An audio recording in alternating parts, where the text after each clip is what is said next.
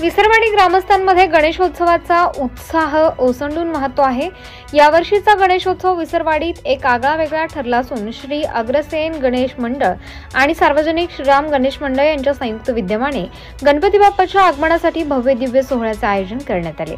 गणपती बाप्पाची मूर्ती आकर्षक सजवलेल्या ट्रॅक्टरवर विराजमान करून गावातील प्रमुख मार्गाने उत्साहपूर्ण मिरवणूक काढण्यात आली।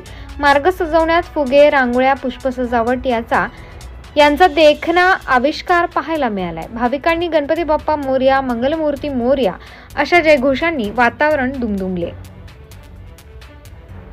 मिरवणुकीचे खास आकर्षण म्हणजे सजीव हनुमानजी व वानर सेनेचे देखावे। या देखाव्याने भाविकांचे विशेष लक्ष वेधले। त्याचबरोबर वानर सेनेच्या अप्रतिम अभिनयाने आणि विविध कलाविष्कारांनी कार्यक्रमाची रंगत अधिकच वाढवली।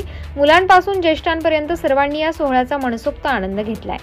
भाविकांनी या सजीव देखाव्यांसोबत सेल्फी काढण्याची संधी साधली आहे। गावातील आणि पंचक्रोशीतील भाविकांनी या सोहळ्यात मोठ्या संख्येने सहभाग नोंदवून गणेश भक्तीचा उत्सव साजरा केला।